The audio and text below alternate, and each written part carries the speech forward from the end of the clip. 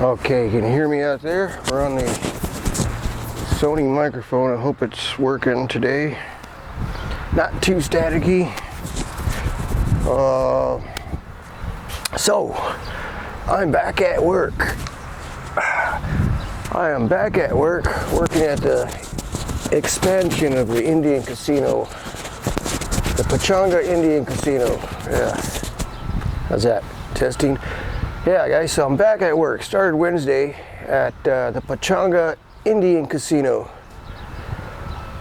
Pretty big job, pretty massive. I had some big concerns about driving out there. It's 75 miles one way. So I started Wednesday, and on the way home, I'm thinking, am I going to do this every day? It's an hour and a half in the morning, and an hour and a half to 2 hours every day coming home. So. And then I just got these brand new Cooper ST Maxes on the Tacoma, and I go, man, I could see these tires wearing out really quick on those long drives. I wasn't expecting on doing any more long driving for some time now, but you gotta go where the work is in my business. It's construction business. So first thing I want to talk about is these tires here. Nice tread design and everything, but on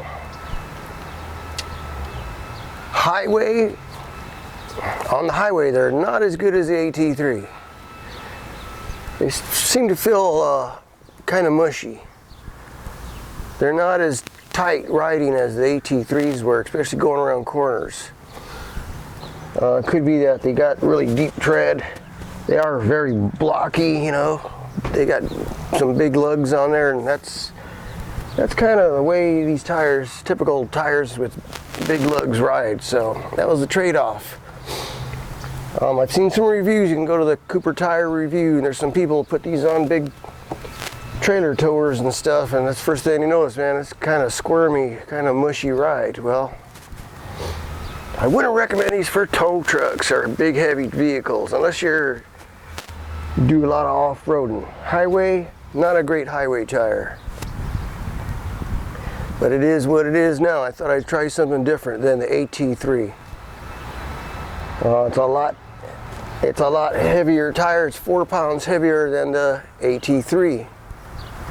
Okay, and that's probably because it has thicker sidewall, more rubber on the sidewall. I'm running 40 PSI on them, and I seem to be lacking power now. I mean, a couple times I've gone out to the high desert, go over the Cajon Pass, and I notice, hey, I'm not going up the hill as fast as I used to. You know, it's having to downshift into third gear going over the pass just to keep my speed up. So like I said, they're 4 pounds heavier. Maybe they have a less rolling resistance or something, but I definitely feel a loss of power. I haven't checked my mileage yet. I've been meaning to. I've been driving back and forth, but I forget about that. You know, on the way home, it's all about just getting home. I'm used to getting home by 3 o'clock. Now I'm getting home at 5:30. So, do I recommend these tires? Yes, if you do a lot of off-roading, for a lot of highway, no. Daily driver, no. But then we'll see how long they last, you know. Yeah. Anyway, next thing is, I need to service this truck. I did some service. I changed the oil on it last week, and there were some other things I wanted to do, but I didn't get around to it. I want to check the diffs, front and rear. I'm just going to go ahead and put new fluid in there, new oil, new gear lube. It's Mobile One. I'm going to use the Mobile One. If you look at your Toyota manual, it says make sure it meets this spec GL5. So make sure you got GL5, and then the weight there, 7580. Or is it 7585 in my book? But all I had was 7590. That's not going to hurt nothing. Of course, they didn't have 5 of these. No, they only had 3 of these. So I'm gonna have to put the 75 140. I'm just gonna mix it. We'll put the majority 75/90 and mix a little bit 75/140. The rear diff takes, I think, 3 quarts. The front takes 1.5 quarts. Don't trust me on that. Read your manual. It's real simple to fill these anyway. It just goes to the overflow level and you're good. And the transfer case takes, I think, 1 quart. So I got that. That's real easy. Pull the plug, drain it, and refill it. I just want to make sure I don't have any water in there. Because on this Toyota here, being that it's a 4x4, you would think it would come with a vent tube on the axle. There is no vent tube. The Bronco's got a vent tube, front and rear axles. This one just has a little vent thingy on it, and is that supposed to keep the water out? I have no idea. You know, it's crossing out in the Mojave Road, crossing the river crossing there, and the river bed must have been this high. So just to be safe, I did check it before, stuck my finger in there, and I didn't see no water. So, but I'm at 90,000 miles. So another thing is the coolant. It's the Toyota factory coolant, supposed to go 100,000 miles. So I went and got some more Toyota coolant. I originally was going to flush it out, do a complete flush, radiator, engine block, but I just don't have time for that.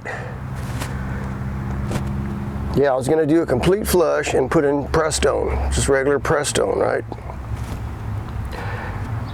I don't have time for that today, so I'm just going to do the radiator. We'll drain the radiator, we'll flush out the radiator with a hose, refill it with Toyota. 50/50, this is what, $21 from the Toyota dealer. I've got Prestone, I got 2 gallons of Prestone in there, but I would have to drain everything out before putting, I would have to drain all the Toyota coolant out before putting the Prestone in. You don't want to mix the 2 different kinds, 2 different brands and all that stuff.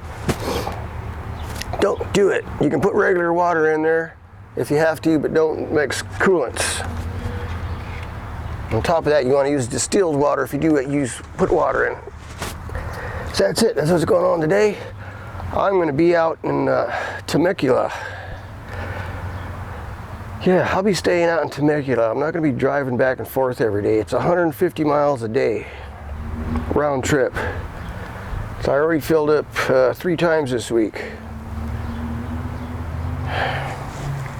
You know, the fuel is just not cutting it at $3 a gallon. And yeah, I'm just going to stay in a hotel there. And then that way I can work overtime because they already asked me.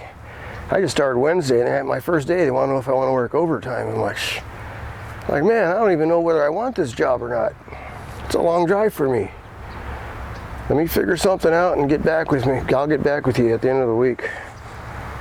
In fact, they wanted me to work today, Saturday.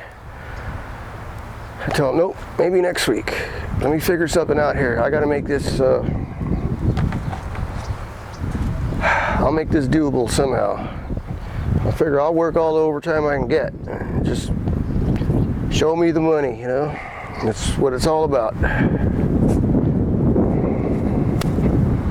Time and a half.